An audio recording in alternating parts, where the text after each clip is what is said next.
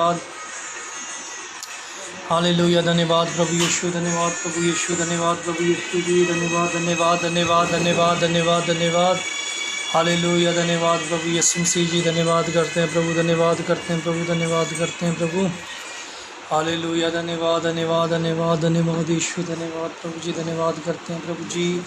Hallelujah hallelujah, धन्यवाद धन्यवाद धन्यवाद धन्यवाद धन्यवाद धन्यवाद धन्यवाद धन्यवाद करते हैं प्रभु यीशु मसीह जी, यीशु मसीह के नाम से प्रभु जी सुंदर समय के लिए धन्यवाद करते हैं प्रभु। जितने जन आए हैं प्रभु उन सबको आपके हाथों में देते हैं प्रभु, आपके लो में छुपाते हैं प्रभु। जितने जन प्रभु सुन रहे हैं देख रहे हैं प्रभु जी उन सबको आपके पवित्र हाथों में देते हैं प्रभु, लो में छुपाते हैं प्रभु यीशु मसीह के नाम से प्रभु जी। आज जो भी आपकी वर्शिप करें प्रभु जी, आपको अच्छा लगे प्रभु यीशु मसीह, आपको पसंद आए प्रभु, और यीशु के नाम से प्रभु इस वर्शिप को प्रभु, इस आराधना को आप ग्रहण कीजिए प्रभु।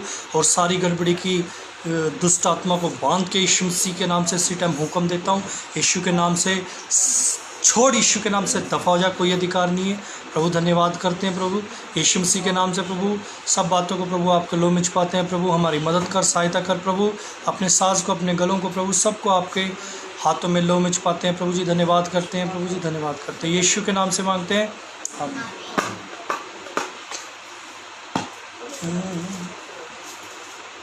प्यारे यस्सू में तेरे फजल लई दिल तो शुक्र गुजार रहा।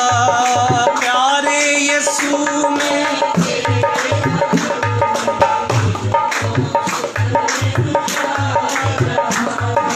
तेरा फजल मैनू रोज चलावे, सुबह शाम तेरा धन्यवाद। उधरों हटा दो।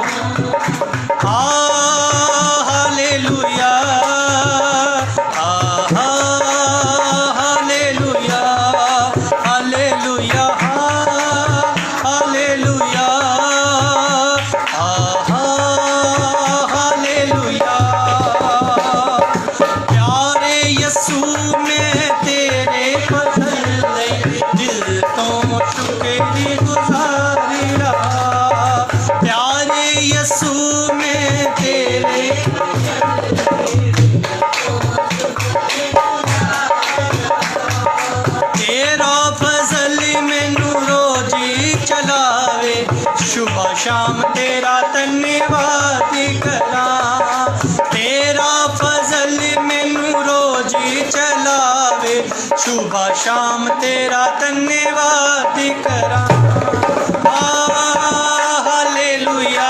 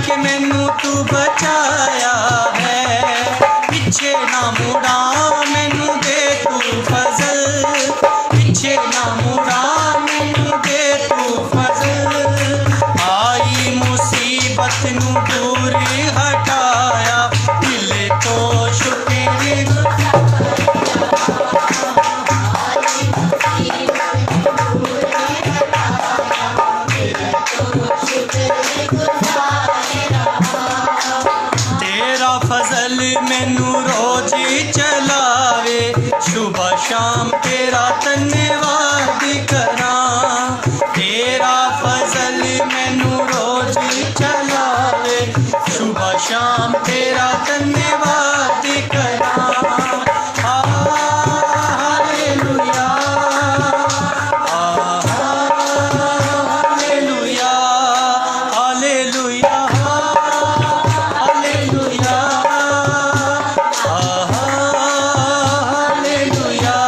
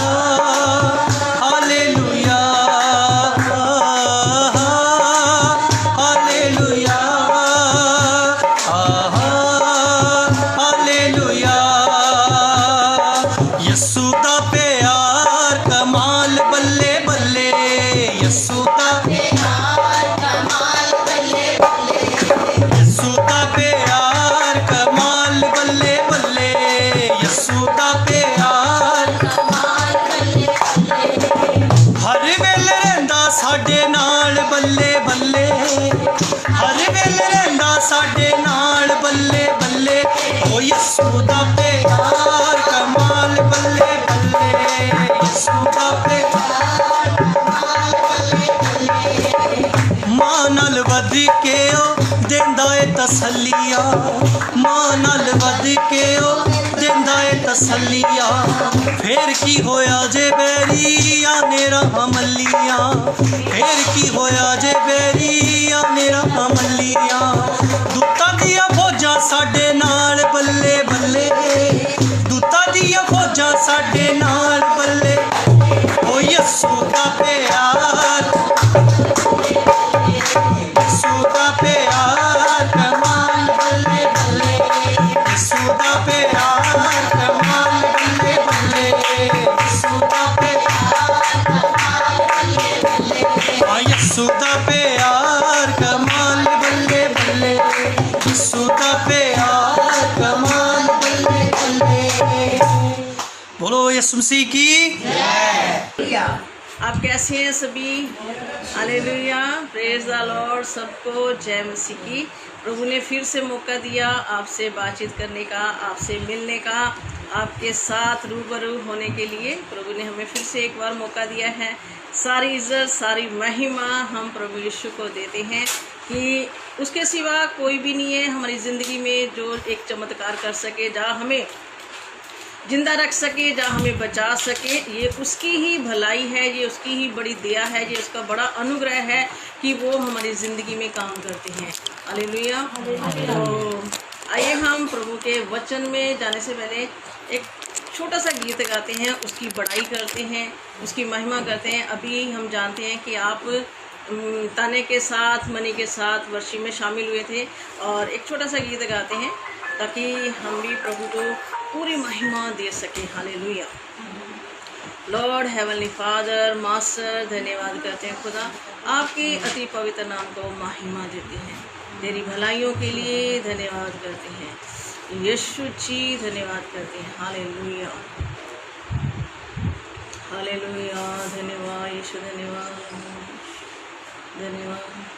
तेरी पाक हथेली पर, तेरी पाक हथेली पर तस्वीर मेरी यीशु, तेरों के टुकड़े से कुछ और उभर आए।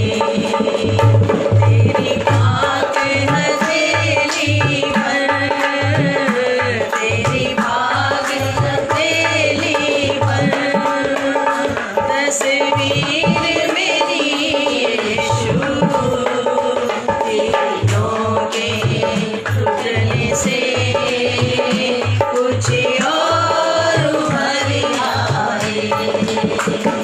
तस्वीर में रूप तेरा, तस्वीर में तेरा लहू, तस्वीर में रूप तेरा, तस्वीर में तेरा लहू। करोड़ों की लाशों से, करोड़ों की लाशों से कुछ और निकल आए। तेरों के टुकड़े से कुछ और उभर आए। तेरी पाक हथेली पर, तेरी पाक हथेली पर तस्वीर मेरी यीशु, तेरों के टुकड़े से कुछ और उभर आए। थैंक यू फादर, धन्यवाद प्रभु यीशु, धन्यवाद करते हैं। सच में प्रभु यीशु मसीह, जो हमारी जो तस्वीर तेरे हाथों पे है प्रभु, वो कीलों के ठुकने से, कोड़ों की मार से प्रभु यीशु मसीह, और तेरा लहू से वो कुछ और उभर कर आई है, कुछ निखर कर आई है खुदा। सच में प्रभु हमें कोई नहीं जानता था प्रभु, कोई पहचानता नहीं था, मगर ये तेरी ही परमेश्वर बड़ाई है प्रभु, ये तेरी ही प्रभु महिमा है खुदा की, तेरे जरिए प्रभु आपके परमेश्वर वसीले से आज प्रभु हमें जानते हैं, आप भी जानते हैं प्रभु। प्यारे खुदा हम धन्यवाद करते हैं। सबसे बड़ी खुशी ये है कि खुदा कि आपने हमें चुना है, आपने हमें निखारा है, आपने हमें खड़ा करा है और अपनी महिमा के लिए आपने हमें बुलाया है। प्रभु हम धन्यवाद करते हैं खुदा, सारी महिमा आपको देते हैं, अच्छे उपकारों के लिए, भलाइयों के लिए धन्यवाद करते हैं प्रभु। जितना भी धन्यवाद करें उतना ही कम है खुदा, क्योंकि तेरी भलाई बहुत ज़्यादा है, तेरी मोहब्बत बहुत ज़्यादा है खुदा, और हमारा शुक्रिया करना बहुत कम है खुदा, हमारा धन्यवाद करना बहुत कम है खुदा। प्यारे यीशु, हमारी एक एक पल भी, सांसें भी तेरा धन्यवाद करे तो भी कम है खुदा, क्योंकि तू बहुत भला है और अच्छा खुदा है जो हमारी सुरक्षा करता है। धन्यवाद करते हैं खुदा, सारी महिमा आपको देते हैं प्रभु, इस महामारी से सुरक्षित रखने के लिए खुदा और बुराई से बचाने के लिए धन्यवाद करते हैं। अपने हाथों की आड़ में हमें रखा हुआ है प्रभु, अपने पंखों के तले हमें छिपा रखा है यीशु, हम धन्यवाद करते हैं, सारी महिमा आपको देते हैं। आज मौका दिया है खुदा कि हम तेरी महिमा कर सकें और तेरे परमेश्वर जीवन की रोटी को बांट सके। खुदा हमसे बातचीत कीजिए, हम आपको सुनना चाहते हैं। धन्यवाद करते हैं जो भाई बहन परमेश्वर इस समय परमेश्वर हमें सुन रहे हैं, हमारे साथ जुड़े हुए हैं खुदा, उन सबको बड़ी आशीष दीजिए यीशु जी। धन्यवाद करते हैं, आपके नाम को महिमा देते हैं यीशु के नाम से, आमीन। Hallelujah, praise the Lord. आइए हम परमेश्वर के वचन में चलते हैं। थैंक यू फादर, धन्यवाद।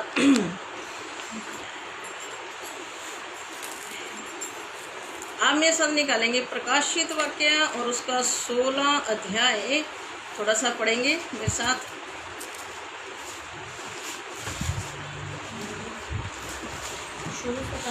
हाँ जी, पढ़ दो। फिर मैंने मंदिर में किसी को ऊंचे शब्द से उन 7 स्वर्गदूतों से ये कहते सुना। जोर से पढ़ो। फिर मैंने मंदिर में किसी को ऊंचे शब्द से उन 7 स्वर्गदूतों से ये कहते सुना, जाओ परमेश्वर के प्रकोप के 7 कटोरों को पृथ्वी पर उड़ेल दो। अतः पहले स्वर्गदूत ने जाकर अपना कटोरा पृथ्वी पर उड़ेल दिया। तब उन मनुष्य के जिन पर पशु की छाप थी और जो उसकी मूर्ति की पूजा करते थे, एक प्रकार का बुरा और दुखदाई फोड़ा निकला।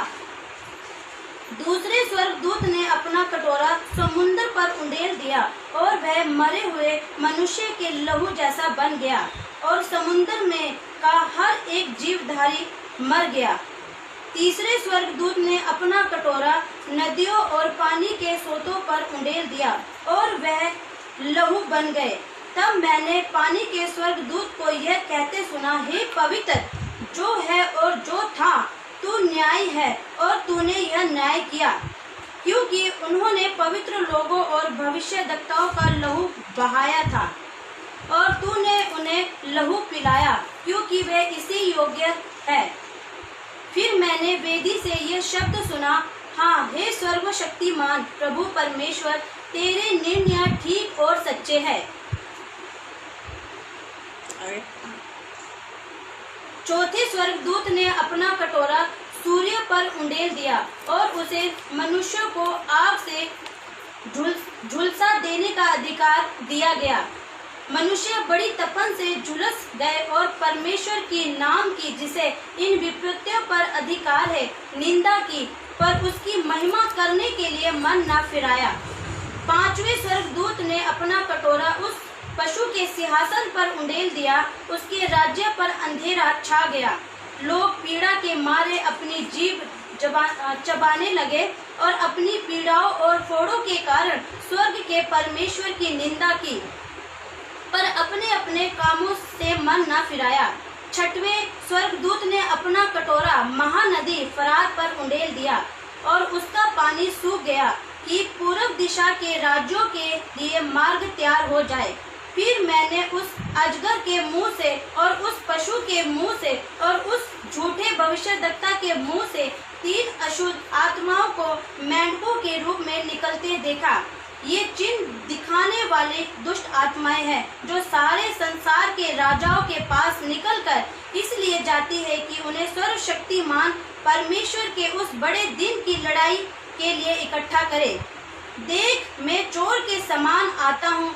धन्य वह है जो जागता रहता है और अपने वस्त्र की चौकसी करता है कि नंगा ना फिरे और लोग उसका नंगापन ना देखे। हालेलुया। हालेलुया।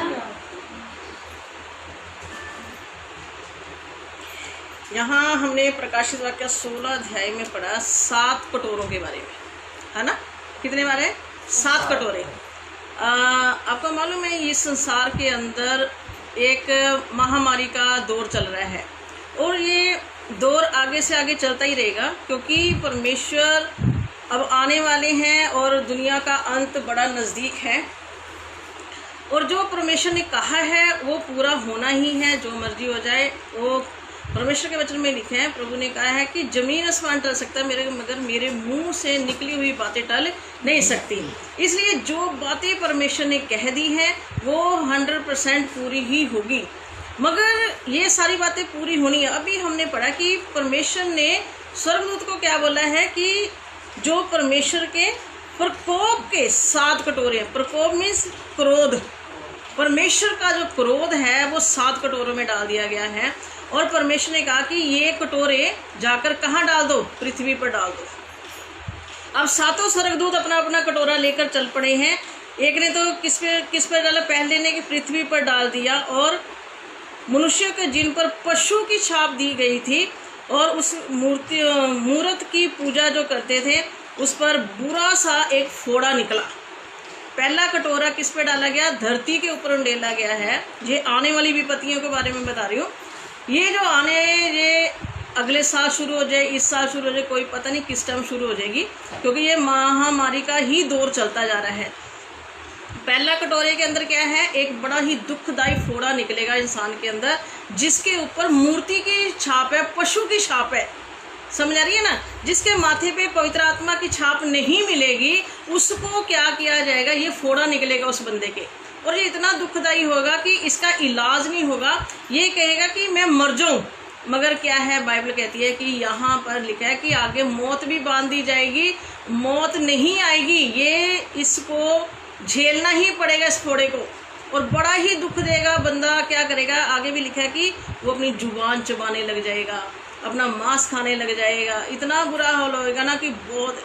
पर मेन टॉपिक यहाँ पर क्या है हमारा कि फिर क्या है? जो सूरज आज हमें रोशनी दे रहा है, जो सूरज हमें ताजगी देता है, हमारे शरीर की एक विटामिन पूरी करता है, इसी सूरज के ऊपर भी क्या है? एक कटोरा उंडेला जाएगा।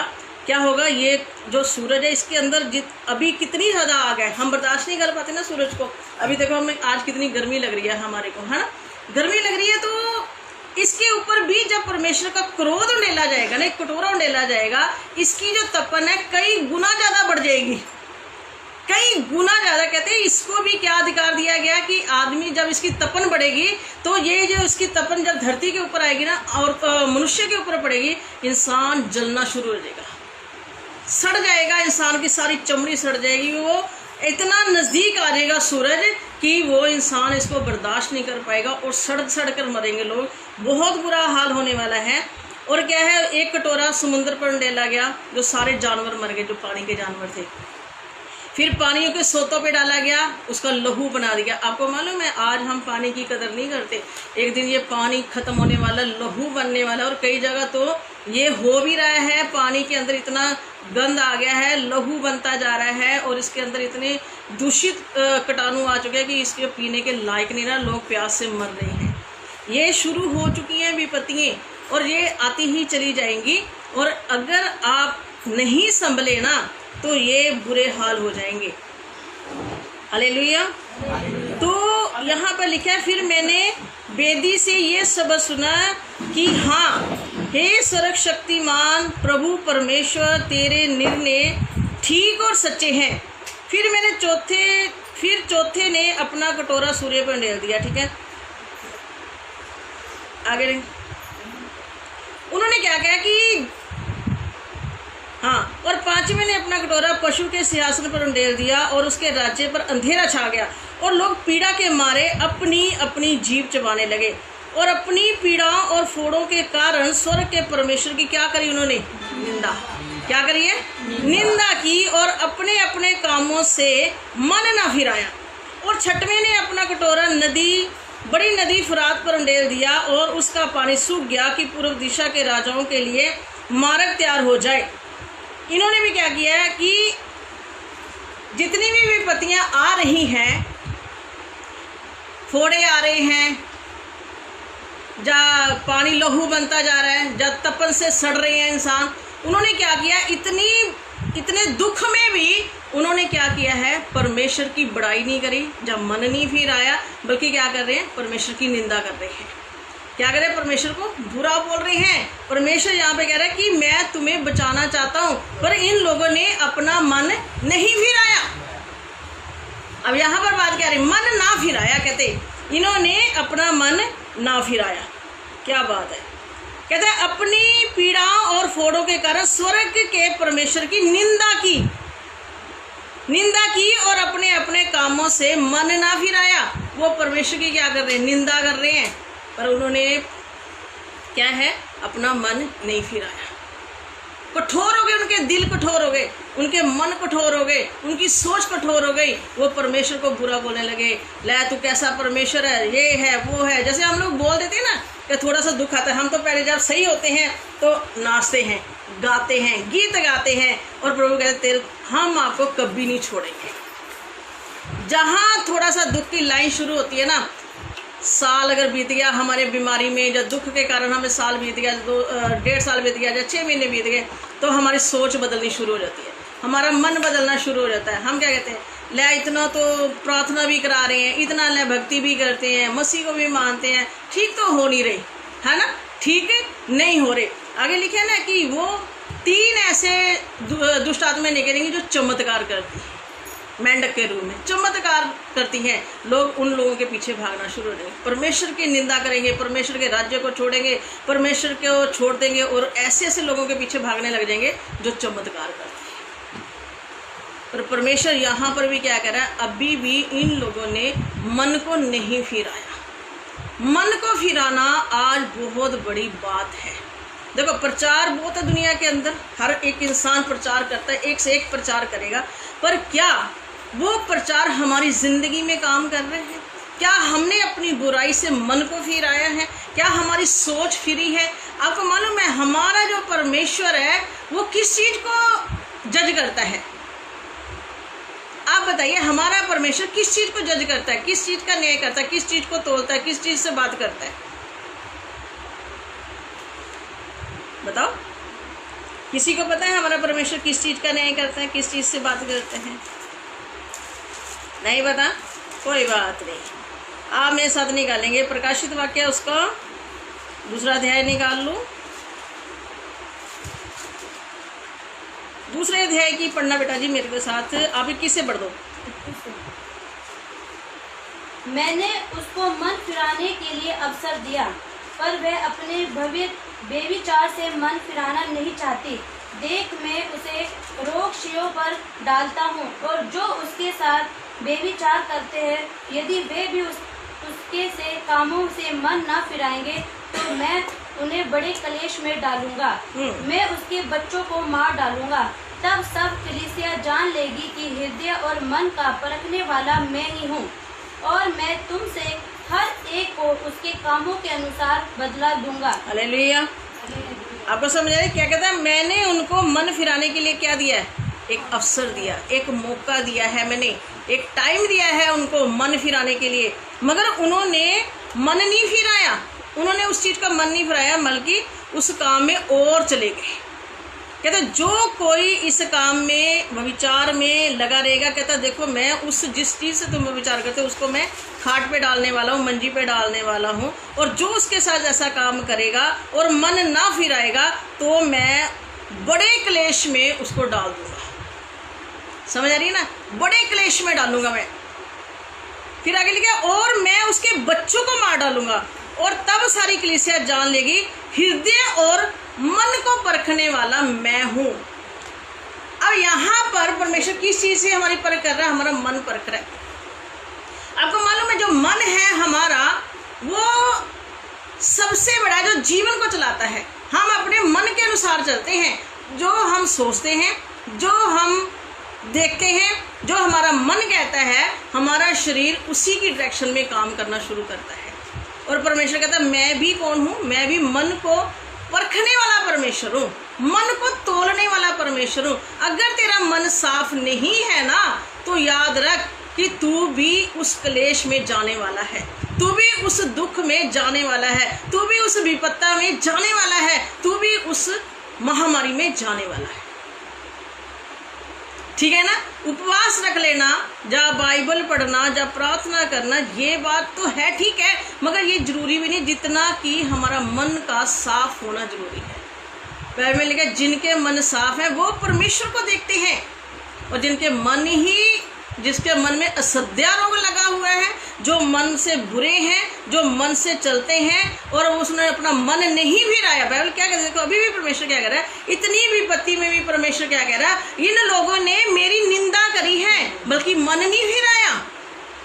अगर ये विपत्ति आ भी गई है तो इनको घुटने टेक कर तौबा करनी चाहिए, मन को फिराना चाहिए और कहना चाहिए परमेश्वर, स्वर्ग के परमेश्वर, बचपन से लेकर जब से मैं पैदा हुआ अब तक मेरी हर गलती गुनाह को तू माफ़ कर, हम पर दया कर। मैं ऐसा निर्दयी परमेश्वर नहीं कि मैं माफ़ नहीं करूँगा, मैं दया करूँगा, मैं बचाना चाहता हूँ। तभी तो मैं कह रहा हूँ तुमने मन नहीं फिराया। ये महामारी में भी देखो हमें क्यों सुरक्षित रखा है परमेश्वर। अभी तक हम बिल्कुल ठीक है। क्यों ठीक है? क्योंकि परमेश्वर हमें मन फिराव के लिए क्या कहता है, मौका दे रहा है। अभी भी परमेश्वर हमें मन फिराव के लिए मौका देता है, मगर हम क्या हैं, हम बिल्कुल भी अपने मन को खुदा के हाथ में नहीं दे रहे। हम नहीं कह रहे प्रभु तो हमारी गलतियों को माफ़ कर, प्रभु हमें क्षमा कर दे, हमें माफ़ कर दे खुदा, क्योंकि मेरे अंदर अगर कोई गलती है ना पवित्र आत्मा जी मुझे क्षमा, मुझे कोरा कागज बनाओ और उसके ऊपर आप अपना वचन लिखो। हमें कोरा बनना, एकदम साफ, एकदम प्योर वाइट बनना है। और वो कौन कर सकता है? पवित्र आत्मा के अलावा कोई नहीं कर सकता। जब तक बेटा जी आप अपने आप को कोरा कागज नहीं बनाते, जब तक आप अपने आप को साफ नहीं करते, जब तक आप पवित्र आत्मा को नहीं कहते पवित्र आत्मा जी आप मेरे मन को बिल्कुल साफ करके अपनी भाषा लिखो, अपना वचन लिखो, अपना ही सब कुछ लिखो प्रभु, और मुझे अपने अनुग्रह से, अपने प्यार से, अपनी दया से मुझे भर दीजिए प्रभु।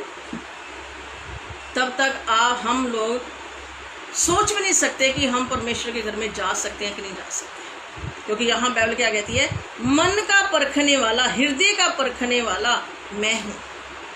जब तक तेरा हृदय और तेरा मन, देखो हमारी ज़िंदगी को सारे लोग देखते हैं और पढ़ते भी हैं। क्या मेरा मन कोई पढ़ सकता है? मैं क्या सोचती हूँ, मेरे मन में क्या चलता है, मुझे कोई नहीं सोच सकता, मुझे कोई पढ़ नहीं सकता सिवाय परमेश्वर के। आप क्या सोचते हो, क्या करते हो, मैं आपको पढ़ नहीं सकती सिवाय परमेश्वर, क्योंकि जज उसने करना है, न्याय उसने करना है, मैंने नहीं करना है। हमारे द्वारा परमेश्वर काम बहुत करता है, हमारे द्वारा परमेश्वर अच्छा वचन सुनाता है, हमारे द्वारा सब कुछ करता है परमेश्वर। क्या मेरा मन परमेश्वर के साथ जुड़ा हुआ है? क्या मेरा मन खुदा के साथ साफ है? क्या मेरे मन के अंदर परमेश्वर की विधियाँ लिखी गई हैं? क्या मेरे मन के ऊपर परमेश्वर ने अपना वचन लिखा हुआ है? क्या मेरा मन परमेश्वर के लहू से सना हुआ है? क्या मेरे मन के ऊपर परमेश्वर की छाप लगी हुई है? अगर ये नहीं है तो खुदा हम पर दया कैसे करेगा?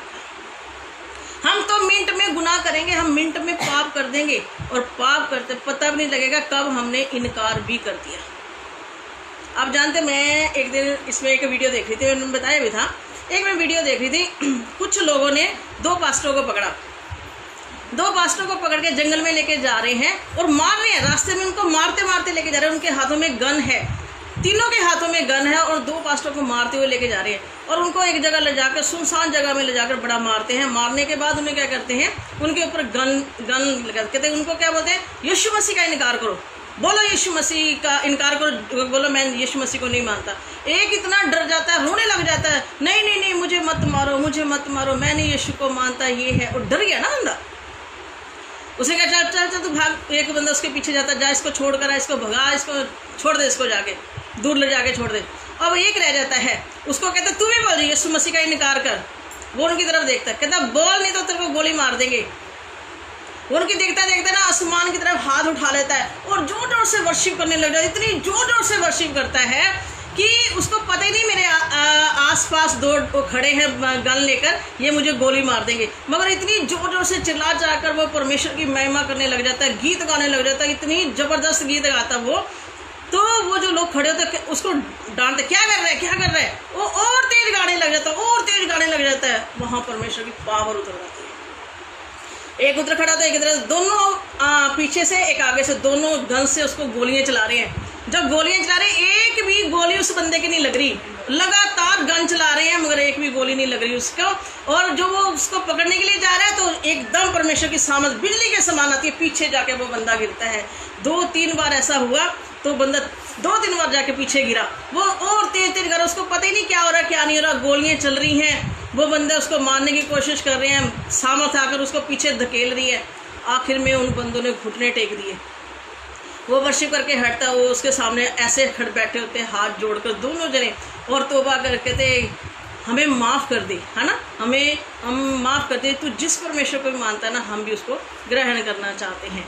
तब मेरे को खुदा ने एक आयत दी वहाँ पे, ये वो है कि जो कोई अपनी जान को बचाएगा वो क्या है, खो देगा, और जो खो देगा वो बचा लिया जाएगा। जो रो रो के कह रहा था हाँ मैं नहीं मानता यीशु मसीह को, मुझे छोड़ दो, मुझे छोड़ दो, वो बंदा आगे लेके जाता है, कहता चल भाग जा यहाँ से। जो वो भाग रहा था ना, पीछे से वो गोली मार देता है, वो पास्टर वहीं मर जाता है ना। वो देखो, जो यीशु मसीह की महिमा करने लग गया वहाँ पर, उसको किसी चीज़ का डर नहीं था। और परमेश्वर ने उनको क्या किया, उसके द्वारा उन 2 डाकुओं को बचा लिया, 3 को बचा लिया। और जो कहता था हाँ मैं यीशु मसीह को नहीं मानता, मैं मुझे छोड़ दो, जब हो गया पीछे से उसको गोली मार दी, वो मर गया। मरना तो है ही, चाहे ऐसे मर जाओ चाहे ऐसे मर जाओ। और जब परमेश्वर का सामर्थ, उन लोगों ने तौबा कर ली। यही बात है, जब हमारा मन, हमारी सोच और हमारे ख्याल सारे यीशु में लदे होंगे ना, यीशु के वचन से भरे होंगे, यीशु के खून से भरे होंगे, हमारा मन से, हम जब हमारा मन में परमेश्वर का वचन है तो हमारे मन के अंदर कोई ख्याल ऐसा आ ही नहीं सकता कि हम झूठ बोलें, या गलत करें, या किसी की चुगली करें, या किसी की निंदा करें, या किसी की बुराई करें, या कुछ भी करें, क्योंकि हमारा मन परमेश्वर के वचन से भरा पड़ा है। वो तोल रहा है, परमेश्वर हर रोज हमें तोलता है। तेरे मन में कितना वचन आया, तूने अपने मन को कितना साफ करा, तूने अपने मन के साथ कितना चल रहा है, तू अपने मन के साथ क्या कर रहे है तू। आज परमेश्वर मन जिंदगी नहीं देख रहा, आज हमारा परमेश्वर मन देख रहा है, क्योंकि हम अपने मन के अनुसार काम कर रहे हैं। मुझे भूख है, मेरा मन कर रहा तो मैं रोटी खा रही, नहीं कर रहा तो मैं नहीं खा रही। मेरे मन है तो मैं जाऊंगी, मेरा मन है तो मैं नहीं जाऊंगी। परमेश्वर कहता है, परमेश्वर यहाँ पर क्या करे, इन लोगों ने जो वो विचार की, कैसे वो विचार करे, चाहे अपने जिस्म से करे, चाहे अपनी बातों से करे, चाहे अपनी आंखों से करे, चाहे अपने हाथों से करे, कोई ना कोई इन्होंने जो गलत काम करा अपने मन से करा है। तो मैं कहता, परमेश्वर कहता, मैंने तुम्हें अवसर दिया है कि तुम इस गलती से, इस गुनाह से, इस पाप से बाहर आओ, क्योंकि ये विपत्तियां आ रही हैं। आपको मालूम 7 विपत्तियां नहीं है, 21 आनी है। 7 विपत्तियां हैं, 7 मोहरे हैं और 7 कटोरे हैं। कितने बनेंगे? 21 हो गए, है ना। ये 21 हम एक नहीं बर्दाश्त करें, कोरोना को बर्दाश्त नहीं कर रहे, बाकियों को कैसे बर्दाश्त करेंगे? कर लेंगे। जब सारा पानी खून बन जाएगा, कैसे पिएंगे, कैसे जिएंगे हम लोग? पानी मिलेगा ही नहीं। मगर जो परमेश्वर के वचन से लबालब होगा, यीशु मसीह ने कहा मैं जीवन का पानी हूँ, मैं जीवन का स्रोत हूँ, उसे प्यास ही नहीं लगेगी, क्योंकि जो मुझ में से पिएगा उसे कभी प्यास नहीं लगेगी, वो कभी प्यासा नहीं होगा। ठीक है ना। खाना पीना बंद हो जाएगा, सारी चीजें यहाँ से लोप हो जाएंगी। तब क्या है, तब क्या, जो यीशु के वचन से भरा होगा। जब यीशु ने कहा जो मेरे वचन खाता, जो मुझे खाता है, वो कभी भूखा नहीं रहेगा। ये समय है कि हमें इन चीज़ों पर मनन करना है, इन चीज़ों को अपने अंदर स्टोर करके रखना है। जैसे लोग है ना, अभी कर्फ्यू लगने वाला है, जब कोरोना आ रहा है, अपने घर में सारी चीज़ें इकट्ठी कर लेते हैं। 10,000 50 किलो, कितने क्विंटल गेहूँ ले लिया, आटा ले लिया, ये ले लिया, स्टोर कर लिया। चीनी में जब मर्जी का लॉकडाउन लग जाए, हम आराम से खा सकते हैं। ऐसे ही सोचो, आत्मा के अंदर भी परमेश्वर का भी लॉकडाउन लगने वाला है। क्या आपने इस वचन को, परमेश्वर की सामत को, परमेश्वर के लहू को अपने अंदर कितना स्टोर करके रखा है? कुछ भी हो जाए हमें कोई नुकसान होने वाला नहीं, हम बर्दाश्त कर लेंगे, हम भूखे रह सकते हैं, हम बिचलेंगे नहीं। हम यीशु मसीह का इनकार नहीं करेंगे। बहुत सारे लोग हैं जो इनकार करने वाले। मैं दिखाऊंगी धरती के ऊपर बहुत सारी दुनिया है जो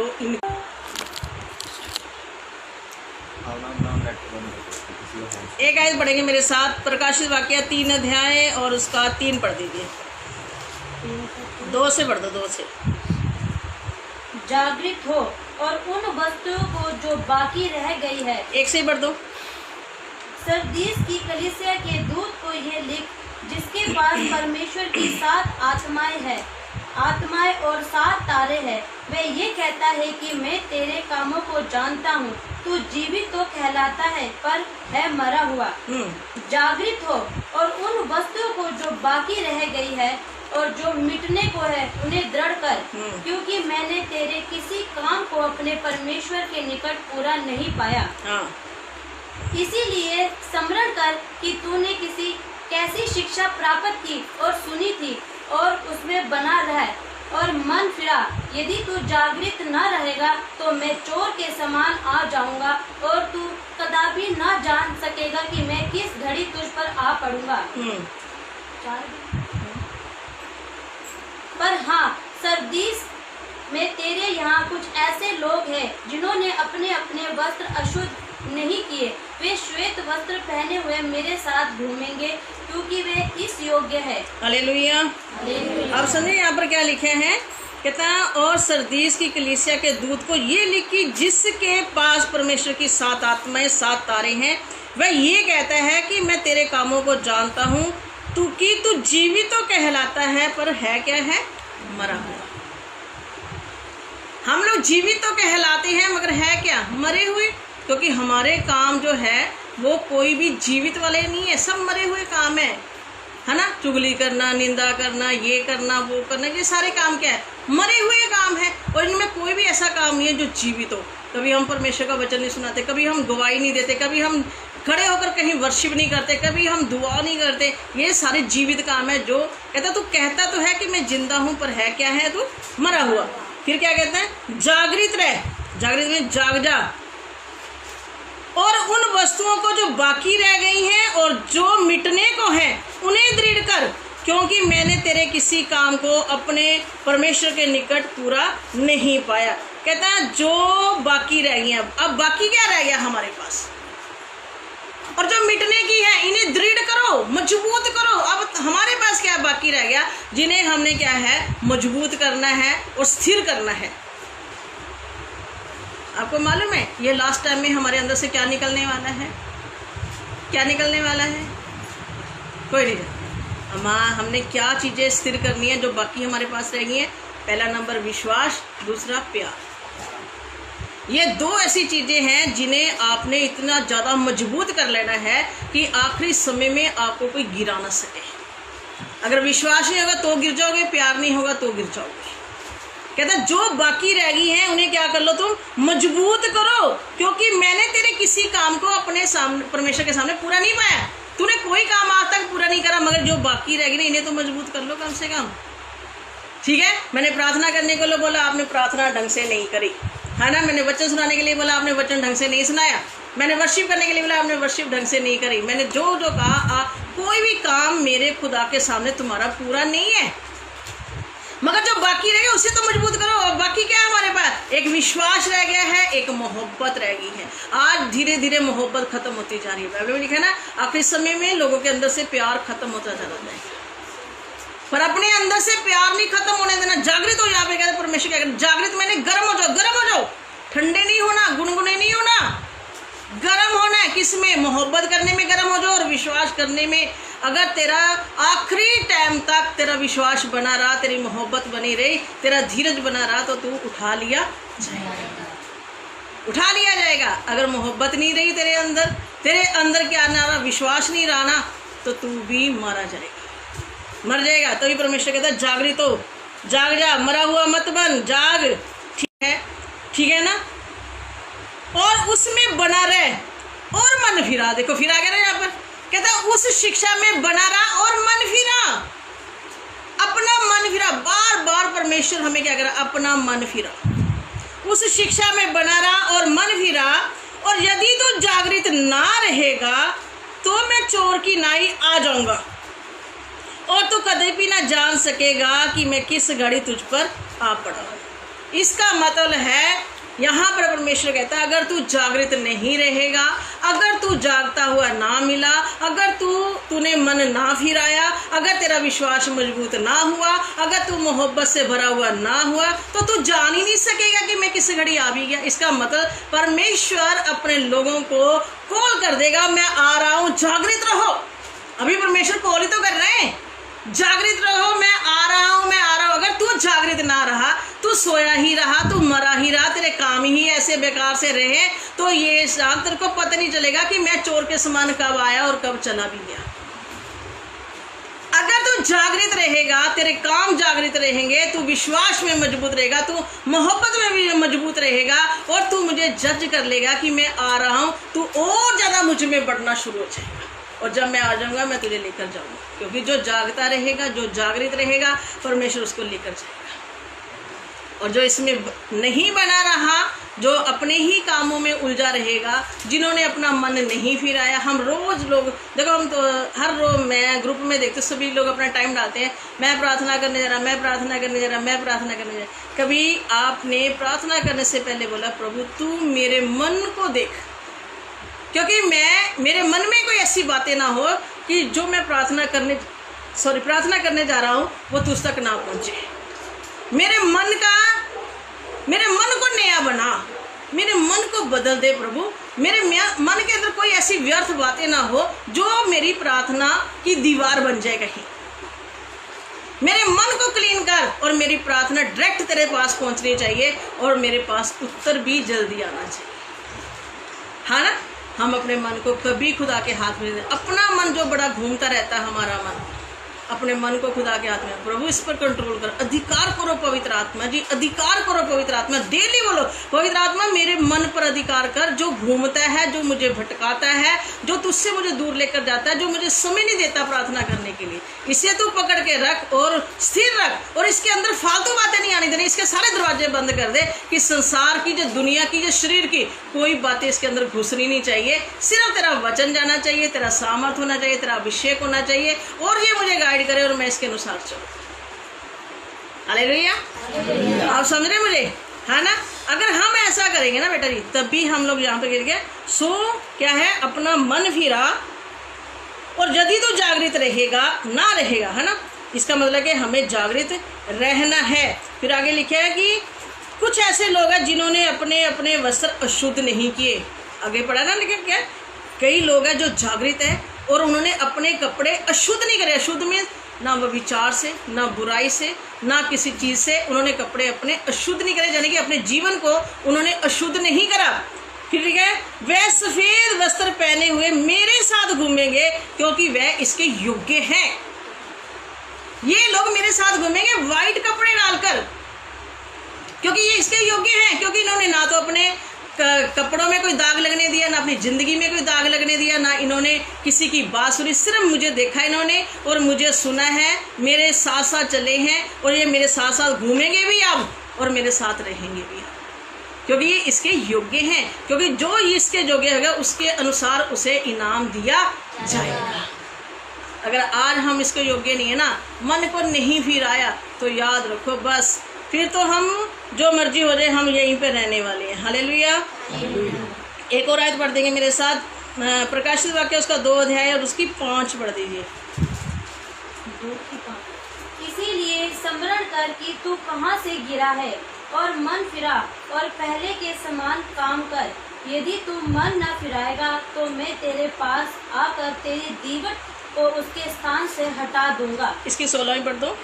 इसी की 16 अतः मन फिरा, नहीं तो मैं तेरे पास शीघ्र ही आकर अपने मुख की तलवार से उनके साथ लड़ूंगा। हालेलुया। क्या लिखा है यहाँ, कहते सोच चेत कर कि तू कहाँ से गिरा और मन फिरा और अब पहले के समान काम कर। और यदि तू मन ना फिराएगा तो मैं तेरे पास आकर तेरी दीवट को उस स्थान से क्या कर दूंगा, हटा दूंगा। फिर आगे यहाँ पर क्या लिखा है, मन फिरा। पहले क्या लिखा है, सोच चेत कर तू कहाँ से गिर गया, कहाँ से गलती होगी तुझसे, वहीं से खड़ा हो जा, वहीं से मन फिरा और क्या है, मन फिरा और पहले जैसे काम कर। और यदि तू मन ना फिराएगा तो मैं तेरे पास से आकर तेरी दीवट को हटा दूंगा। यानी कि परमेश्वर हमें उस जगह से हटा देगा। हालेलुया। इसलिए क्या है, आज से प्रभु के सामने बैठना है। कुछ भी हो जाए प्रभु, ये दुख, ये मुसीबतें, ये विपत्तियाँ तो आनी ही आनी है, इससे हमें कोई डर नहीं है। क्यों नहीं डर है? क्योंकि तू हमारे साथ है, इसलिए हम डरते नहीं इन चीज़ों से। जैसे अब तक तूने बचा के रखा है और हम ये जानते हैं कि आगे भी तू हमें क्या करेगा, बचा के रखेगा। मगर एक बात है परमेश्वर कि मेरे मन को बदल दे। मैं आज से तौबा कर, देखो किसी के सामने तौबा करने में अगर शर्म आती तो अकेले बैठ जाओ, एकांत में चले जाओ। जो बचपन से लेकर आज तक, प्रभु बचपन से लेकर आज तक तो मेरे को जानता है, पल पल का तूने मेरा हिसाब रखा हुआ है, पल पल की गलती, पल पल का गुनाह जो तेरे सिवा मुझे कोई नहीं जानता। हर गुप्त पाप, हर छिपा हुआ पाप, हर बदकारी, हर कोई ऐसी बातें जो मैं भी अब भूल गया हूँ, वो भी तू जानता है। परमेश्वर मेरी एक एक गुनाह गलती को क्षमा कर दे, मुझे साफ कर दे, मुझे माफ़ कर दे। मैं भी दिल से सबको माफ़ करता हूँ, क्योंकि इस संसार के अंदर तेरे सिवा मेरा कोई नहीं है। तूने मुझे भेजा है, मैं तेरी ओर देखता हूँ और तू मुझे अपना और मुझे बचा, और मैं बचना चाहता हूँ। जब तू आए मैं तेरे साथ जाना चाहता हूँ, मैं यहाँ नहीं रहना चाहता। मैं तेरा बेटा हूँ, तेरा बेटा ही बना रहना चाहता हूँ। हालेलुया। तब देखना आप दुआ करोगे तो परमेश्वर आपकी हर गुनाह गलती को क्षमा करेगा परमेश्वर। और देखना फिर से प्रभु, जब आपको लगे अब ना मेरी सोच ना मेरी समझ मुझे कोई भी दोषी नहीं ठहरा रहा, तो क्या है, तब परमेश्वर के सामने बोलना, प्रभु मुझे अपने लहू से धो दो और अपना बेटा बनाओ। और पवित्र आत्मा जी आप लिखो मेरी हृदय की पट्टियों पर, मेरे मन की पट्टियों पर, क्योंकि आपने मुझे बोला है मैं मसीह की पत्री हूँ, मैं मसीह की पट्टी हूँ, मैं मसीह की किताब हूँ, लोग मुझे पढ़ें। प्रभु मेरे अंदर ऐसी बातें डाल दे कि जब मैं चलूँ, जब मैं खाऊं, जब मैं बैठूं, तेरी ही झलक नजर आए लोगों को, और लोग मुझे देख कर कहे आप किसको मानते हो, तब मैं तेरा वचन सुनाऊं और तू उनका उद्धार कर सके, उनको छुटकारा दे सके, उनको प्रभु अपने बीच में ला सके। तब देखना प्रभु आपकी ज़िंदगी में कैसे से कैसे चमत्कार करेगा। हालेलुया। कितने बच्चों को बहुत अच्छा लग रहा है? आज क्या है, हमें अपने मन को बदलने की क्या है, ज़रूरत है। ये मन ही है जो हमें प्रभु से दूर लेके जाता है। हम इसी को बदल देंगे ताकि हमारा मन खुदा के साथ जुड़ा रहे और हम परमेश्वर के साथ जुड़े रहें। हालेलुया। अपनी आंखें बंद करते हैं सभी और परमेश्वर के सामने बैठते तौबा करते हैं। प्रभु यीशु हम धन्यवाद करते हैं, हम आपके सामने आते हैं, अपनी हर एक गुनाह, हर एक गलती को प्रभु आपके सामने मानते हैं। और प्रभु और हम ये चाहते हैं हमारे मन को तो साफ कर प्रभु, हमारा मन बदल जाए प्रभु। हम अपने मन के लिए पछताव करते हैं, अपनी सोच के लिए पछताव करते हैं, अपने विचारों के लिए पछताव करके कि परमेश्वर तू मनों को तोलने वाला है प्रभु, तू विचारों को परखने वाला परमेश्वर है, तू हमारी भावनाओं को पढ़ता है परमेश्वर। इसलिए प्रभु हमारे विचार, हमारी सोच तेरे अनुसार होनी चाहिए प्रभु। तो हमारे हृदयों की पट्टियों पर अपने वचन लिख खुदा, अपना नाम लिख दे मेरे यीशु राजा। धन्यवाद करते हैं, आपके नाम को महिमा देते हैं, अपनी हर गुनाह गलती को आपके सामने, सिर्फ आपके सामने प्रभु, क्योंकि तू मुझे जानता है परमेश्वर, तू मुझे पढ़ता है प्रभु, तू मेरा मालिक है, तू मेरा स्वामी है खुदा, तेरे सिवाय मुझे कोई जज नहीं कर सकता प्रभु। धन्यवाद करते हैं खुदा, आपके अति पवित्र नाम को महिमा देते हैं, महिमा देते हैं, महिमा देते हैं, धन्यवाद करते हैं। ये गीत गाते हैं, अपनी आंखें बंद करके सभी गाएंगे और प्रभु को कहेंगे, यीशुआ कर दिल में